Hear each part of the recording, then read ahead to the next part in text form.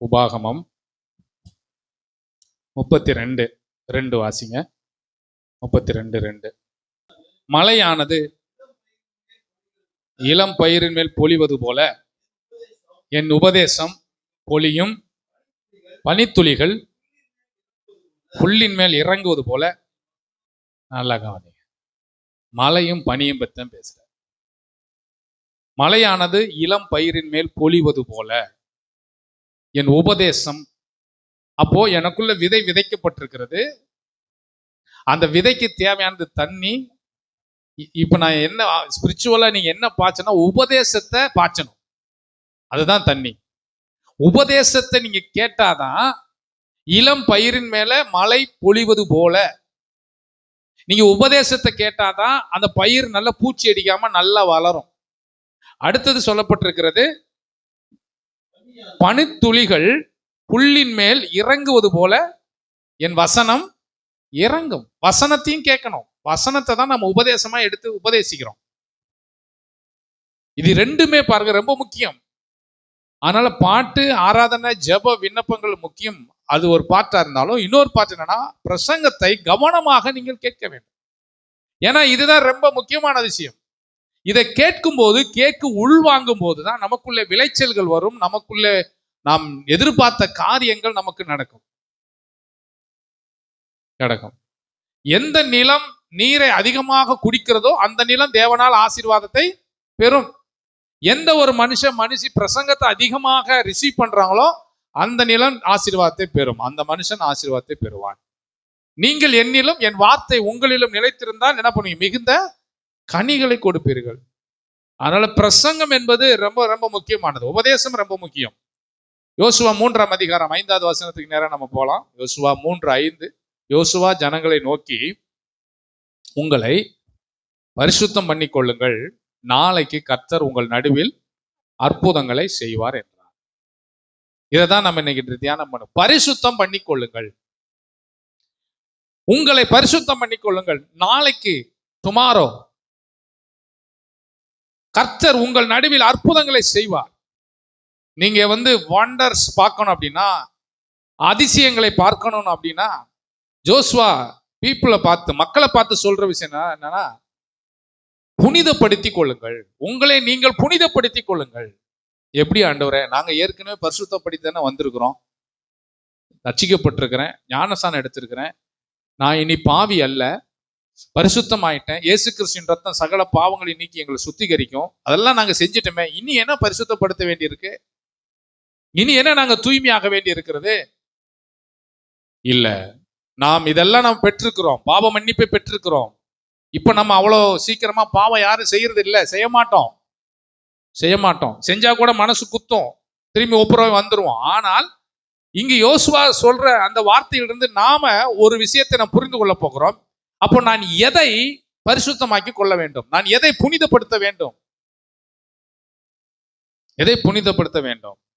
தேவன் நமக்காக எல்லாவற்றையும் முன்னே ஆயத்தப்படுத்தி விட்டார். இனிமேல உங்களுக்கு ஒண்ணு ஆயத்தப்படுத்தணும் அப்படின்னு தேவையில்லை. ஆதாமுக்கு அவர் அதுக்கப்புறம் தான் ஆதாம கூட்டு வந்து பாரு, இனிமே ஒன்ன படைச்சிட்டு உனக்கு என்ன வேணும் ஒன்ன கேட்டு நான் செய்யல, உனக்கு தேவையானது எல்லாத்தையும் நான் என்ன பண்ணிட்டேன், எல்லாவற்றையுமே நான் உருவாக்கி வச்சுட்டு இப்ப கொண்டது காமேரு, உனக்கு இதெல்லாம் உனக்கு தான்.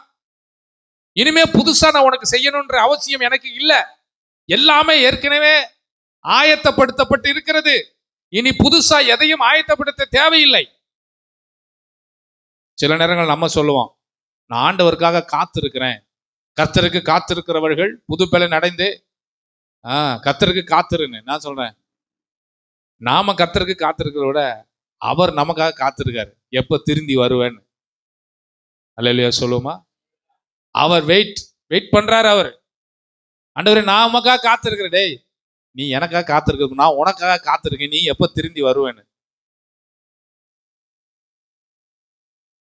அதனால இதுல என்ன புரிஞ்சுன்னா, நாம அவருக்காக காத்திருக்கல, அவர் நமக்காக காத்திருக்காரு. அது புரியுதா உங்களுக்கு? நான் இவ்வளவு நாள் ஜெபம் பண்ணி காத்திருக்கிறேன், நீங்க காத்திருக்கல. அவர் நமக்காக வெயிட் பண்ணிட்டு இருக்காரு. என்னைக்கு திருந்துவான், என்னைக்கு இது உருப்படும், என்னைக்கு இது மாறும், நான் வெயிட் பண்றேன். ஏன்னா ஆசீர்வாதங்கள் எல்லாம் ரெடியா இருக்கு, நீ வந்தனா நான் உனக்கு தருவேன். அவர் நமக்காக காத்திருக்காரு. அந்த ஸ்திரீ தண்ணி கேட்கிறார்ல, யாரு போய் முன்னாடியே காத்திருந்தா? ஏசு அந்த கிணத்து கேட்டு உட்கார்ந்து காத்து வெயிட் பண்றாரு. அப்போ அந்த பெண்மணி வர்றாங்க. அவர் காத்து கிடக்காரு. இவ வர்றாளே, உண்மையா சொல்லுவாளா பொய் சொல்லுவாளா கேட்டு பார்ப்போம். அப்பதான் கேட்கிறாரு, ஏமா அங்க வா, கொஞ்சம் தண்ணி கொடுக்குறியா? ஏங்க இவ்வளவு நாள் காத்திருக்காரு, சீசன் 12 பேர் கடை, போய் தண்ணியை மொண்டு வரனா மோந்த கொடுக்க மாட்டானா? போய் அந்த சிஸ்டர்கிட்ட போய் சமரியா ஸ்திரீ கொஞ்சம் தண்ணி கொடுன்னு கேட்கிற. அவன் என்ன சொல்றான், ஐயா என்ன என்கிட்ட வந்து தண்ணி கேட்கறீங்க, யாருமே கேட்க மாட்டாங்களா? நானே ஒரு இவன் நினைக்கிறான், இவன் உண்மையிலே நம்ம வாழ்க்கையை நினைச்சுதான் நம்ம இடத்துல தண்ணி கேட்கிறாரா? இந்த உலகத்துல இப்படி தவறான நடக்கை உள்ளவர்களை நீங்க நின்று பேசினாலும் சரி, இல்ல அவங்கள ஏதாவது ஒரு பைக்ல ஏத்திட்டு போய் அப்படி விட்டாலும் சரி, பாக்குறவங்க என்ன நினைப்பாங்க? கண்டிப்பா தப்பாதான் நினைப்பாங்க. இவனை நல்லவன் நினைச்சேன், இவன் இந்த லேடி ஏத்திட்டு திடுறான். இப்ப இயேசுநாதர் உட்காந்து பேசுறாரு, சீசர்லாம் ஆச்சரியமா பாக்குறாங்க. என்ன ஆச்சரியம்? பெண்ணோட பேசுறது என்ன அவன் ஆச்சரியம் பார்க்கல. அவனுக்கு என்ன நினைப்புனா, இவ வந்து இவகிட்ட போய் இவர் பரிசுத்தமானவர், இவர் போய் இங்க போய் உட்காந்து பேசிட்டு கிடக்காரு. இப்ப கேட்க ஆரம்பிக்கிறாரு. அவர் காத்திருக்காரு, இவங்க வாயில இருந்து ஏதாவது வருமானம் காத்திருக்காரு, வெயிட் பண்றாரு, கேட்கிறாரு, குடிக்க தண்ணி கொடு எல்லாம் கேட்டு அவர் கேட்கிறாரு, நீ கொடுக்குற தண்ணி திரும்ப எனக்கு தாங்க உண்டாங்க, நான் ஒரு தண்ணி தர்றேன், அது வந்து என்னைக்குமே தாகாம இருக்காதன்னு. அப்ப இவ கேட்கிறான், ஐயா நான் என்னைக்குமே இந்த கிணத்துக்கு ஆடி எனக்கு தண்ணி கஷ்டமா இருக்குது, எப்படியாவது ஒரு தண்ணி கஷ்டத்தை நீக்கி கொடுங்க ஐயா, அந்த தண்ணி எனக்கு கொடுங்க என்னங்கண்ணா, போய் உன் புருஷனை கூப்பிட்டு வான்றாரு. நீ இப்படி இருந்தேன்னு சொல்லல, அவளை வந்து ஜட்ஜ்மெண்ட் பண்ணல. காத்திருக்கிறவர் என்ன சொல்றாருன்னா, முதல்ல நீ போய் உன் புருஷனை கூப்பிட்டு வானோன்னா, ஐயா இதுக்கு மீறி இவர்கிட்ட எதையும் மறைக்க முடியாது போல, இவ்வளவு தெளிவா வார வாரம் பேசுறாரு, இதுக்கு மீறி நான் மறைக்க முடியுமா? என்னங்க வார வாரம் எனக்கு தாங்க பேசுறாரு. ஹலோ, வார வாரம் எனக்கு தான் பேசுற. இப்ப என்ன சொல்ற? உண்மையை சொல்ற. ஆமா, எஸ் ஆண்டவரே, எனக்கு 5 பேர் இருந்தாங்க, இப்ப இருக்கிறவன்னு எனக்கு புருஷன் இல்லை, உண்மையை உள்ளபடி சொன்னார். அதை நான் சொல்றேன், நாம அவருக்காக காத்திருக்கல, நாம உண்மையா பேசுவோம்னு அவர் காத்திருக்காரு. ஏன்னா வசனம் சொல்றது, உண்மையுள்ள மனுஷன் பரிபூர்ண ஆசீர்வாதத்தை பெறுவான். ஆசீர்வாதத்தை நான் கொடுக்க முடியாது, இல்ல ஆசீர்வாதத்தை என் சுய பலத்தினால் சம்பாதிக்க முடியாது. உங்களோட நடக்கை தான். நீங்க எப்படி நடந்து கொள்ளுகிறீர்களோ, உங்க இருதயம் எப்படி இருக்கிறதோ, உங்க சிந்தை எப்படி இருக்கிறதோ அப்படிதான். அதை பார்த்து தான் கர்த்தர் உங்களை ஆசீர்வதிப்பார். அதை பார்த்தா கர்த்தர் ஆசீர்வதிப்பார். எது வரைக்கும் அவர் காத்திருப்பார்னா, நீங்க பதமா மாறணும்.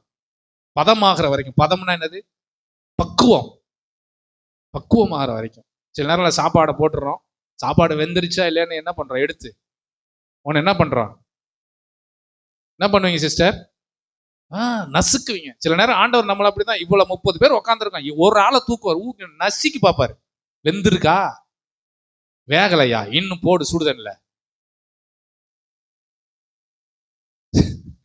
பதமாகிற வரைக்கும்,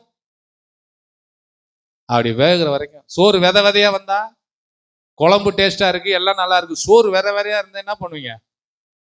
அரிசியை சாப்பிட்ட மாதிரி இருக்கும். சில நாள் என்ன கூட தூக்கி கரண்டியில் அப்படி எடுத்து ஐசக் நசுக்கி பாக்குறேன்டா, இன்னும் நீ வேகலைய, நசுக்குவார். சில நேரம் பதமாகிற வரைக்கும் என்ன பண்ணணும்? அவருடைய பாதம் அமரணும், அவர்கிட்ட தான் போகணும். அவர் தான் நம்மளை பதப்படுத்துகிறவர். சில பொருளுக்கெல்லாம் கெட்டு போகாம பதப்படுத்தி வைப்பாங்க, கெட்டு போகாம நீண்ட நாட்கள் யூஸ் பண்றதுக்காக. அப்ப நம்ம என்ன பண்ண வேண்டும்? உங்களை பரிசுத்தப்படுத்திக் கொள்ளணும். என்ன? கிறிஸ்து எனக்குள் உருவாக வேண்டும். ஆமென் சொல்லுங்க. கிறிஸ்து எனக்குள் உருவாகும். இப்ப நீங்க பாவத்தை குறித்து நான் பேசல, நீங்க எல்லாம் பாவம் செஞ்சுட்டு தான் உட்காந்துருக்கீங்க, நான் சொல்ல வரல. ஏன்னா ஆவியானவர் உங்களுக்கு கைட் பண்ணுவாரு.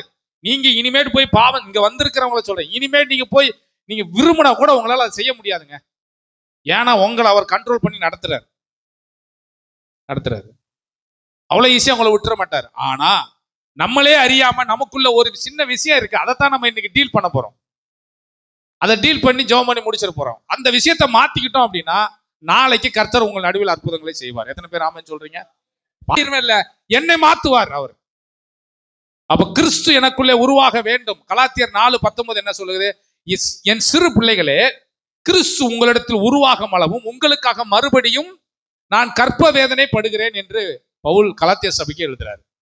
என் சிறு பிள்ளைகளே, கிறிஸ்து உங்களிடத்தில் உருவாகும் அளவும் உங்களுக்காக மறுபடியும் என்ன பண்றேன், பெர்த்தாக திரும்பவும் நீங்கள் பிறக்க வேண்டும், மறுபடியும் பிறக்க வேண்டும். ஏனெனில் கலாத்தியர் 3:27, ஏனெனில் உங்களில் கிறிஸ்துவுக்குள்ளான ஞானசானம் பெற்றோர் எத்தனை பேர்களோ அத்தனை பேர்களும் கிறிஸ்துவை தரித்து கொண்டிருக்கிறீர்கள். நல்லா கவனிங்க, நீங்க இப்ப யாரை தரித்து கொண்டிருக்கிறீர்கள்? கிறிஸ்துவுக்குள் பிறந்துட்டீங்க. ஞானசானம் என்னைக்கு எடுத்தீங்களோ அன்னைக்கே நீங்க கிறிஸ்துவுக்குள்ள பிறந்தாச்சு. இப்ப யாரை தரித்து கொண்டிருக்கிறீங்க? சரி, இப்ப யாரை தரித்து கொண்டிருக்கிறீங்க சொல்லுங்க சத்தமா. கிறிஸ்துவை தரித்து கொண்டிருக்கிறீர்கள். அப்போ இப்போ உங்க கண்ணு கிடையாது, இது யாருடைய கண்ணு? கிறிஸ்துவின் கண்ணு. இது யாருடைய வாய்? கிறிஸ்து. இதுக்கு யாருடைய கை? கிறிஸ்துவின். இந்த கால் யாருடையது? கிறிஸ்துவுடையது. கிறிஸ்து பாக்குறது மாதிரி நான் பாக்குறேனா? கிறிஸ்து பேசுறது மாதிரி நான் பேசுறேனா? கிறிஸ்து செயல்படுற மாதிரி நான் செயல்படுகிறேனா? என்னுடைய செயல் எப்படி இருக்கிறது? கிறிஸ்துவை போல இருக்கிறதா? அதான் இங்க கிறிஸ்துவை நீங்கள் தரித்து கொண்டிருக்கிறீர்கள். அது ஆடையா. கிறிஸ்துவை தரித்து கொண்டவர்கள் நாம். சாட்சி ரொம்ப முக்கியம். அப்படி சாட்சி கேட்டு நடந்துடா கிறிஸ்து எனக்குள்ள இருக்க முடியாது. நாம் எல்லாரும் நன்றாய் புரிந்து கொள்ள வேண்டும். இதை நம்ம மாத்திக்கிட்டோம்னா நாளைக்கு கர்த்தர் நம் நடுவில் அற்புதங்களை செய்வார். கிறிஸ்துவை தரித்து கொண்டிருக்கிறீர்கள். 2 கொரிந்தியர் 5:17, இப்படி இருக்க ஒருவன் கிறிஸ்துவுக்குள் இருந்தால் சொல்லுங்க, புது சிருஷ்டியா இருக்கிறான். பழையவைகள் எல்லாம் என்ன பண்ண, ஒளிந்து போயினா எல்லாம் புதுசா மாறிடுச்சு. பழையவைகள் எல்லாம் ஒளிந்து எல்லாம் புதுசா மாறிடுச்சு. நாளைக்கு கர்த்தர் உங்கள் நடுவில் அற்புதங்களை செய்வார். அவ்வளவுதான், சிம்பிள். முடிஞ்சு போச்சு. இந்த மாற்றம் நமக்குள்ள வந்தா போதும். யோசேப்பு, நல்லா கவனிங்க, யோசேப்பு அவங்க அப்பா செத்துறாரு. யோசேப்புடைய அப்பா செத்து போயிடுறாரு. செத்து போனோன்னா அவங்க சகோதரர் எல்லாம் வந்து பக்கத்து அதான் இன்னொருத்தர் சொல்லி அனுப்புறாங்க. என்ன சொல்லி அனுப்புறாங்க? ஆதியாகமம் 50:15.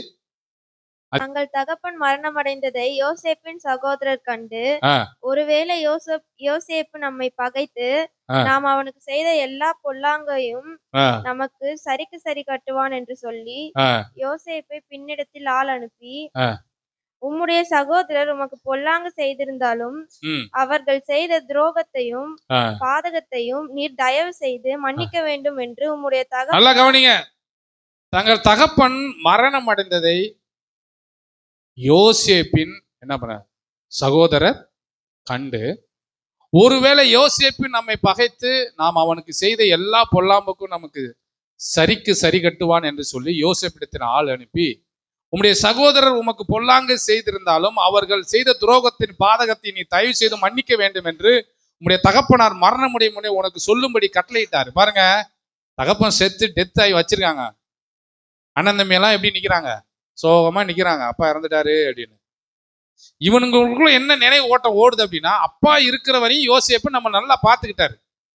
அப்பா செத்துட்டார், ஒருவேளை பழி வாங்குவாரோ, நம்ம செஞ்சதெல்லாம் மனசுல வச்சுக்கிட்டு பழி வாங்குவாரோ அப்படின்னு சொல்லி இவங்க யோசிக்கிறாங்க. யோசிச்சு ஒரு ஆளை கூப்பிட்டு அனுப்புறாங்க. அவரும் போய் சொல்றாரு, யோசேப்பு, உன் சகோதரர் என்னதான் இருந்தாலும் அவங்க தப்பு பண்ணியிருந்தாலும் ஏதோ ஒன்று பண்ணிட்டாங்க, அந்த காலத்துல ஏதோ தெரியாம ஏதோ ஒன்று சண்டை கிட்ட போட்டான், அதெல்லாம் மனசுல வச்சுக்காதப்பா, அவங்களையும் கூட சேர்த்துக்கிட்டு இந்த அடக்கத்தை எப்படியா நல்லபடியா முடிச்சிருங்கப்பா. ஏன் தெரியுமா? அவனும் கூட பிறந்தவன் தானே. இது அப்படியே நம்ம நம்ம நம்ம நம்ம வீட்டுகள்ல நம்ம கிராமத்துல இது மாதிரி நடக்கும்போது கொஞ்சம் யோசிச்சு பாருங்க. இப்பதான் இவரு தன்னுடைய திமிரை காமிப்பாரு. அதெல்லாம் நானா வர முடியாது, அதெல்லாம் நான் பண்ண முடியாது, நான் வர முடியாது. யோசிப்பு அப்படி கிடையாது. 17வது வசனம் சொல்லுது, ஆகையால் உம்முடைய தகப்பனாருடைய தேவனுக்கு ஊழியக்காரராகிய நாங்கள் செய்த துரோகத்தை மன்னிக்க வேண்டும் என்று அவனுக்கு சொல்ல சொன்னார்கள். அவர்கள் அதை யோசேப்புக்கு சொன்ன போது யோசேப்பு என்ன பண்ணானா? என்ன பண்ணா சொல்லுங்க சத்தமா? அழுதான். ஏன் அழணும்? அவன் அழுறான். ஆக்சுவலா அழ வேண்டியது யாரு? அவங்கதான் அழணும். ஆனா யோசேப்பு அழுதான் என்று சொல்லப்பட்டிருக்கிறது. நான் இந்த இடத்துல வாசிக்கும் போது யோசேப்பு எதுக்குங்க அழணும்? யோசிப்பு என்ன நினைச்சிருப்பான்? நானா கற்பேன். யோசிப்பு என்ன நினைச்சிருப்பான்? அட பாவீங்களா, உங்களை தண்டிக்கிறதா இருந்தா நீங்க ஆகாரம் கேட்டு வரும்போதே நான் உங்களை போட்டு ஜெயில போட்டுருக்கலாமே, இனிமேடா நான் உங்களை தண்டிக்க போறேன், இந்த டெத்தை வச்சுக்கிட்டாடா பழி வாங்க போறேன், செத்து போன புணத்தை வச்சா நான் பழி வாங்க போறேன். சில இடங்கள்லாம் எடுக்க விட மாட்டாங்க தெரியுமா? எடுக்காதானுவா ஒருத்தன், தூக்காதானுவா, எப்படி இந்த புணம் போயிருதுன்னு பாக்குறானுவா. யோசேப்பு அப்படி இல்ல. ஏய், பழி வாங்க நினைச்சா நீங்க முத வந்தீங்களே, மொத்த பேரையும் நான் காலி பண்ணிருக்கலாம்னா, அதிகாரம் என் கையில இருந்துச்சு, அப்பவே நான் பழி வாங்கல, அப்பா பணத்தை வச்சுக்கிட்டா நான் பழி வாங்க போறேன்னு அழுகுறான். அழுதுட்டு சொல்றான் 18, பின்பு அவனுடைய சகோதரர் போய் அவனுக்கு முன்பாக தாழ விழுந்து, இதோ நாங்கள் உமக்கு, நன்றா கவனிங்க, இவனும் அழுகுறான், சம்பந்தப்பட்டவனும் வந்து ஒப்புரவாகிறான். இந்த மாதிரி விஷயம் நடக்கும்போது தான் இன்றைக்கு பரிசுத்தம் பண்ணி கொள்ளுங்கள், நாளைக்கு கர்த்தர் உங்க நடுவில் என்ன பண்ணுவாரு? அற்புதங்களை செய்வார். பின்பு அவர் சகோதரர் போய் அவனுக்கு முன்பாக தாழ, இதோ நாங்கள் உமக்கு அடிமைகள் என்றார். யோசேப்பு அவர்களை நோக்கி 19, பயப்படாதிருங்கள், நான் என்ன கடவுளா? அப்புறம் நீங்கள் எனக்கு தீமை செய்ய நினைத்தீர்கள், தேவனோ இப்பொழுது நடந்துகிறபடி வெகு ஜனங்களை உயிரோட காக்கும்படிக்கு அதை எனக்கு நன்மையாக முடிய பண்ணினார். ஆதலால் பயப்படாதிருங்கள், நான் உங்களையும் உங்கள் குழந்தைகளையும் பராமரிப்பேன் என்று அவர்களுக்கு ஆறுதல் சொல்லி அவர்களோடு எப்படி பேசினார்? பட்சமாய் பேசினார். எப்படி பேச முடியும்? எனக்கு இந்த உயர்வு வந்தது எதுக்கு? எனக்கு ஆதாயம் தேடி கொடுறதுக்காக இல்ல, மற்றவங்களுக்கும் ஆதாயம் பண்றது, மற்றவங்களையும் ஆதாயப்படுத்துறதுக்கு தான் எனக்கு இந்த உயர்வு. பட்சமாய் பேசினார். இன்னைக்கு இப்படி நடக்குதா? கிறிஸ்தவங்க அப்படி இருக்காங்களா? ஆண்டவரை தரித்திருக்கிறோன்னு சொல்றோம், ஆண்டவரை திருவிருந்துல பங்கு பெறோம், ஆண்டவர் தான் நமக்கு எல்லாத்தையும் சொல்றோம். இந்த மாதிரி சம்பவம் நடக்கும்போது இதுல போய் பழி வாங்கலாமா? பட்சமாய் பேசினா அவன் என்ன சொல்றான்? நான் உங்களையும் உங்கள் குழந்தைகளையும் பராமரிப்பேன், உன் பிள்ளைகளை நான் பாத்துக்கிறேன், ஒண்ணுக்கும் கவலைப்படாதீங்க, அப்பா இல்லைன்னு என்ன, நான் உங்களை பாத்துக்கிறேன். நீங்க எனக்கு தீமை செய்ய நினைச்சீங்க, ஆனா நன்மையா கர்த்தர் மாற்றி இருக்கிறார் எனக்கு. இதைத்தான் யோசுவா சொல்றான், இன்றைக்கு உங்களை பரிசுத்தம் பண்ணி கொள்ளுங்கள், நாளைக்கு கர்த்தர் உங்கள் நடுவில் அற்புதங்களை செய்வார். இன்னைக்கு மாத்திக்க உங்களை. இது மாத்த முடியாதா? சிம்பிள். இது மாத்த முடியுமா? மாத்த முடியும் பாஸ்டர். அப்படிலாம் மாத்த முடியாது பாஸ்டர், பட்சமாலாம் பேச முடியாது. வேணாம், போற போக்குல அப்படி சாட மாடியா பேசிட்டு போனோம், அப்படி போலாம். பட்சமா உட்காந்து பேச முடியுமா? பேச முடியும். யோசேப்பு பேசி இருக்கிறார், தேவன் பேச முடிஞ்சனால்தான் சொல்றாரு, பேச முடியும். அவங்க தகுதியானதுனால, அவங்க மன்னிப்பு தகுதியானதுனால யோசேப்பு மன்னிக்கல. தேவன் என்னை தகுதிப்படுத்தி இருக்கிறாரு மன்னிக்கிறதுக்கு, அதனால நான் அவங்கள மன்னிக்கிறேன், அவ்வளவுதான். இந்த வார்த்தை புரியுதா? ஒரிசால ஊழியர் செஞ்ச கிரகாம் ஸ்டெயின், அவங்க தம்பதியை தெரியும் நல்லா, இப்ப யூடியூப்லாம் அதான் ரொம்ப வைரலா போயிட்டு இருக்கு. அந்த IAS அதிகாரி, அந்த கலெக்டர் பேசியிருக்கிறார். 2 நாளைக்கு முன்னாடி அந்த கலெக்டர் வீட்டுல வந்து சாப்பிட்டு, அவர் பர்த்டே, அந்த சாப்பிட்டு பிள்ளைங்க எல்லாம் காலிஃபிளவர் பிடிங்கி சாப்பிட்டு போனவங்க, ஒரு 36 மணி நேரத்துக்குள்ள ஒரு ஊழியத்தை முடிச்சுட்டு, அந்த கிராமத்துல யாருமே போக முடியாத ஒரு கிராமம், அந்த கிராமத்துல ஊழியத்தை முடிச்சுட்டு நைட் ஆயிடுச்சு, நம்ம இந்த காருக்குள்ளேயே தங்கலான்னு உள்ள படுத்திருந்தாங்க. கிரகாம் ஸ்டெயினும் தீமோத்தேயும் பிலிப்போ 3 பசங்க, 2 பேரு அந்த மிஷினரி, ஆஸ்திரேலியால இருந்து வந்த மிஷினரி, அவங்க படுத்திருக்கிறாங்க. யூபில இருந்து ஒருத்தன் வந்து கதவெல்லாம் லாக் பண்ணிட்டு உள்ள நெருப்பு தூக்கி போட்டான். கதவை திறக்க முடியல, எல்லாம் இறஞ்சி கறிக்கட்டி ஆயாச்சு. உடனே கலெக்டருக்கு போன் வருது. கலெக்டர் வந்து என்ன பண்றாரு, போறாரு, போய் அந்த பார்த்தா இந்த உடம்பு கூட அடையாளம் தெரியல, எல்லாம் மண்டை ஓடலாம் எரிஞ்சு போய் கிடக்கு. எல்லாம் எடுத்தாங்க, அடக்கம் பண்ணாங்க. கிரகாம் ஸ்டெயினுடைய ஒய்ஃப் வந்து கலெக்டரை பார்த்து சொன்னாங்க, நான் அவங்கள மன்னிச்சிட்டேன். அன்னைக்கே சொன்னாங்க, நான் என்ன பண்ணிட்டேன் அவங்கள, எப்படி, நான் அவங்கள மன்னிச்சிட்டேன். மன்னிப்பு என்பது தெய்வீக குணம், மன்னியாம் என்பது பிசாசின் குணம். பிசாசு அழிக்கவும் திருடவும் கொல்லவுமே வருகிறான். அவனுடைய குணம் மன்னியாத குணம், கசப்பு, வெறுப்பு, எல்லாத்தையும் உள்ள வச்சுக்கிற குணம். ஆனா தெய்வீக குணம் என்பது என்னன்னா, தீமைகளை நன்மையாக மாற்றுகிற குணம். கசப்பு எனக்கு இருக்காது, தன் கணவர் உயிருக்கு உயிரா நேசித்த கணவரை கொளுத்திட்டாங்க, தன் பிள்ளைகள் பசங்க 2 பேரும் எரிச்சிட்டாங்க. இது எப்படி சொல்ல முடியும்னா, சாதாரண மனுஷன் மனுஷியால சொல்ல முடியாது, தெய்வீகத்தின் நிமித்தம் தான் சொல்ல முடியும். எந்த அளவுக்கு இயேசுவை அவங்க நேசித்திருந்தா இந்த வார்த்தையை சொல்ல முடியும். அவங்களுக்கு தண்டனை வாங்கி கொடுக்கலையே, எரிச்சவனை பிடிச்சாச்சு, அரெஸ்ட் பண்ணியாச்சு, அவனுக்கு தண்டனை வாங்கி கொடுக்கல, அவன் மேல மேல்முறையீடு செய்யல, எதுவுமே பண்ணல. எனக்கு ஒரு நம்பிக்கை இருக்கிறது, என் பிள்ளைகளையும் என் கணவரை ரத்த சாட்சியாக நான் கொடுத்திருக்கேன். கோதுமை மணியானது நிலத்தில் விழுந்து சாகாவிட்டால் பலன் கொடுக்காது. இன்றைக்கு நான் விதைத்திருக்கிறேன் இந்தியாவில், நான் ஆஸ்திரேலியாவில இருந்து வந்து இங்க விதைத்திருக்கிறேன். ஆனால் ஒரு நாள் என் பிள்ளைகளையும் கணவரையும் முகமுகமாய் பார்ப்பேன், நான் அவர்களை மன்னித்து விட்டேன்.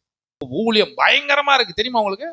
அந்த ஊழியம் தெரியாத இடங்கள், அறியாத மக்கள் இருந்தெல்லாம் உதவிகள் வந்து தொழுநோயாளர் மத்தியில தொட்டு கூட பார்க்க மாட்டாங்க.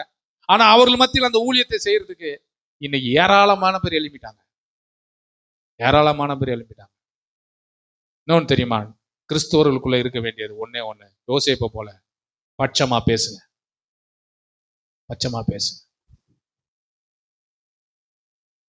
நான் பாத்துக்கிறேன் சொல்லுங்க. நீங்க பாத்துக்கிறேன்னு சொன்னனால இடம் மாசம் மாசம் வந்து ஒண்ணு ஜெய போறது வார்த்தையை நான் சொல்றேன், நான் பாத்துக்கிறேன் விடுங்க.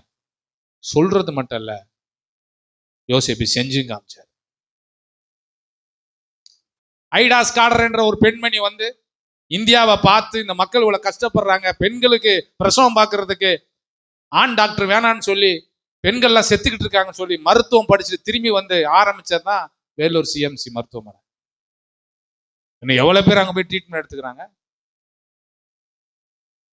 ஆனா எங்களுடைய சேவை, நம்ம சேவை செஞ்சுட்டு இருக்கோம். எதன் மூலமா? மருத்துவம், கல்வி, சமூக சேவை. யார் செய்யறா? அல்லேலூயா. இதெல்லாம் நீங்க தெரிஞ்சவங்களுக்கு சொல்லுங்க. 80% நீங்க செய்யாதத 2.3 கணக்கெடுப்பின்படி 2.3 தேவ பிள்ளைகள், தேவனுடைய மனிதர்கள், தேவனுடைய சீசர்கள், கன்னியாஸ்திரிகள் எல்லாம் இன்னைக்கு சேவை செய்து கொண்டிருக்கிறார். இரவும் பகலும் உழைத்து கொண்டிருக்கிறார்கள். தெரியுமா? இந்த மக்களை நேசிக்கிறாங்க, தேசத்தை நேசிக்கிறாங்க. யோசேப்பை போல நமக்குள்ள அப்படிப்பட்ட எண்ணங்கள், பட்சமாய் பேசுகிறதான நல்ல இருதயம் நமக்குள்ள உண்டாகட்டும். தேவன் வந்து நமக்கு ஒரு நல்ல ஒரு பயிற்சியாளர் தெரியுமா? நமக்கு நல்ல ஒரு கோச், நம்மளை பயிற்சிக்கிறார், நம்மளை பயிற்றுவித்து நம்மளை பக்குவப்படுத்தின பின்புதான் நம்ம கிட்ட எதையும் கொடுப்பாரு. நம்மளை பக்குவப்படுத்தி கொண்டிருக்கிறார். அதனால நான் ஒண்ணு சொல்றேன், தீமை செய்பவர்களுக்கும் நன்மை செய்ய படியுங்கள்.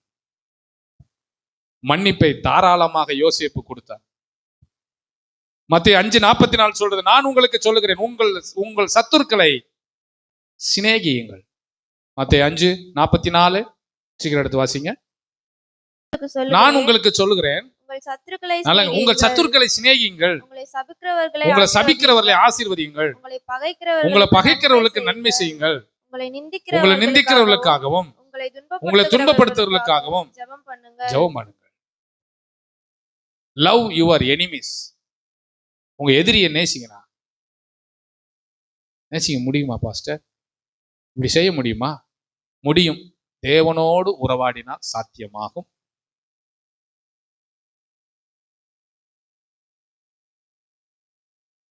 சாத்தியம் உண்டு. நான் ஆரம்பத்திலே சொன்னேன், மற்றவர்களை மன்னித்து விடுங்கள். அந்த மன்னிப்புக்கு அவங்க பாத்திரவான்களா இருக்கிறாங்களா இல்லையா தெரியாது. பாத்திரவான்களை இல்லாம கூட இருக்கலாம். ஆனா மன்னிப்பை கொடுக்கிறதுக்கு நீங்க பாத்திரவான். நீங்க ஏன் மன்னியாத உள்ள வச்சுக்கிட்டு நீங்க உங்க சமாதானத்தை இழந்து போகணும்? உங்க சமாதானம் ரொம்ப முக்கியம். இயேசு கிறிஸ்து சொல்றாரு, பிதாவே இவர்களை மன்னியும். இதுதான் இன்றைக்கு அதை சொல்றாரு, உங்களை பரிசுத்தப்படுத்திக் கொள்ளுங்கள், நாளைக்கு உங்க நடுவில் அற்புதங்களை நீங்கள் பார்ப்பீர்கள். ஏன் இந்த காரியத்துக்காக போட்டு புலம்பிக்கிட்டு இவங்கன்னு சொல்லிட்டு இருக்கீங்க? போர்ச்சியார் அவரிடத்தில் வந்து அவருக்கு காடியை கொடுத்தான். அவன் சொல்றாரு, யூதருக்கு ராஜாவான ஒரு ரட்சித்துக்குள்ள பரியாசம் பண்ணுகிறான். எல்லாம் இகழ்ந்தார்கள், ஏளனமாய் பேசினார்கள், வித்தியாசமாய் பேசினார்கள். ஆனா அவர் சொல்றாரு, பிதாவே சொல்லுங்க இவர்களுக்கு மன்னி. என்ன வித்தியாசமா பேசியிருக்கலாம், ஏளனமா பேசியிருக்கலாம். குற்றவாளியும் அவளை இகழ்ந்தான். இந்த கள்ளன் பக்கத்துல இருக்காங்க 2 பேரும், அவனும் ஆண்டவரை இகழ்ந்து பேசுகிறான்.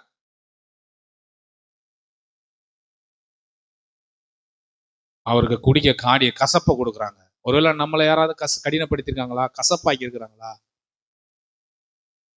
ஒன்னே ஒண்ணு, இன்னைக்கு உங்களை பரிசுத்தம் பண்ணி கொள்ளுங்க.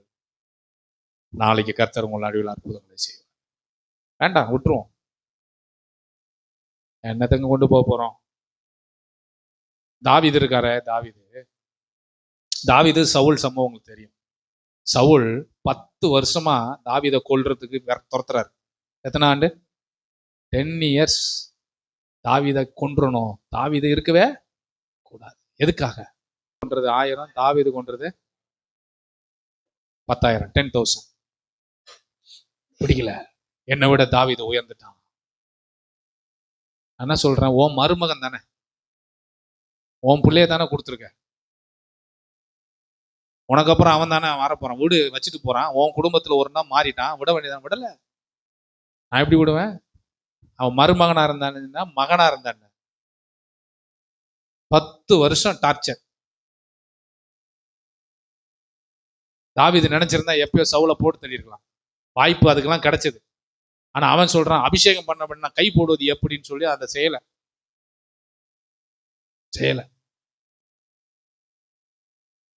சவுல் செத்துட்டார் போர்ல. யுத்தத்துக்கு போகும்போது என்ன, சவுல் செத்துட்டாரு. 10 வருஷம் எதிரிங்க, செத்துட்டான். நியூஸ் வருது, கர்த்தர் என் ஜெபத்தை கேட்டார், கர்த்தர் என் கூட இருந்தார். பத்தியா, சவுல் செத்துட்டான் பத்தியான்னு சொல்லல. அப்படி சொல்லல தாவீது. மாறாக என்ன சொல்றான்? நம்ம என்ன நினைப்போம், அவனுக்கெல்லாம் வேணும்யா. நான் சொல்றேன்,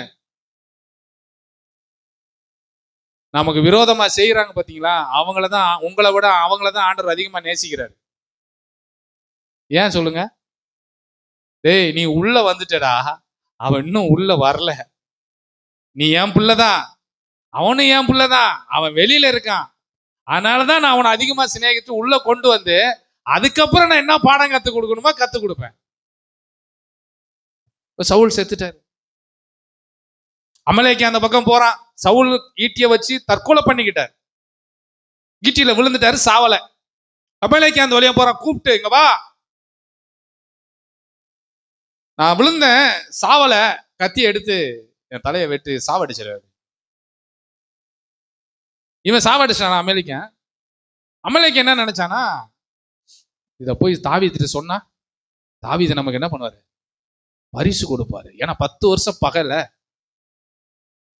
வெரி குட், என் எதிரியை கொண்டு வந்திருக்கனா, ராஜ மரியாதை, மொர்தகாய் மாதிரி மோதிரங்கதெல்லாம் போட்டு, ஜவுளி இந்த கடையெல்லாம் துணிமணிலாம் எடுத்து போட்டு ஊர்வலமா கூட்டு போவார் அப்படின்னு நினைச்சு இவன் என்ன பண்றான், சவுளுடைய கிரீடம், அந்த காப்பு கீப்பு எல்லாத்தையும் எடுத்துட்டு, பட்டயத்தெல்லாம் எடுத்துட்டு நேர தாவீது இடத்துல போறான். தாவீது பாக்குறான், என்னடா வித்தியாசமா வர்றான், அமலேக்கன் வேற வர்றான், இவன் எப்பயுமே நம்ம வீட்டுக்கு வரமாட்டானே. இவன் போய் சொல்றான், ஐயா ராஜா, சல்யூட். Yes sir. என்னடா சொல்றா? சவுல நான் தான் கொன்ட்டேன்றான். அட பாவி, நீ கொல்லடா, அவன் தற்கொலை பண்ணிக்கிட்டான். இவன் எதுக்கு அப்படி சொன்னா? நான் தான் இவன் ஏன்டா தேவையில்லாம போய் இவன் சொல்லி மாட்டிக்கிறான்.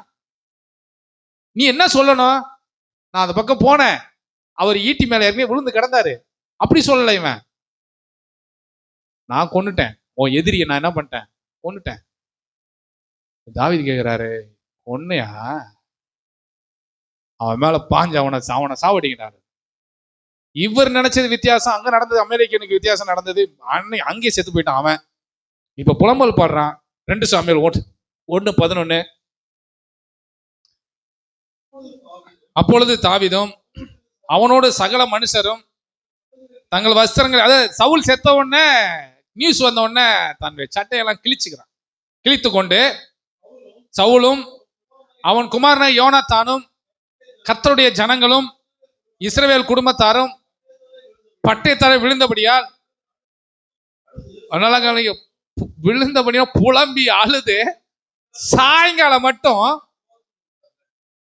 சாப்பிட மனசு வரல. 10 வருஷம் பகை, எங்க போனாலும் 5 முறை கொல்றதுக்கு பார்த்தாரு. ஒரு முறை ஈட்டி வச்சிருந்தாரு, லைட்டா விலகு நல்லா தப்பிச்சு போனாரு. 5 முறை ஈட்டி வீசுதல், அப்படி நிறைய இருக்கு, டைம் இல்ல.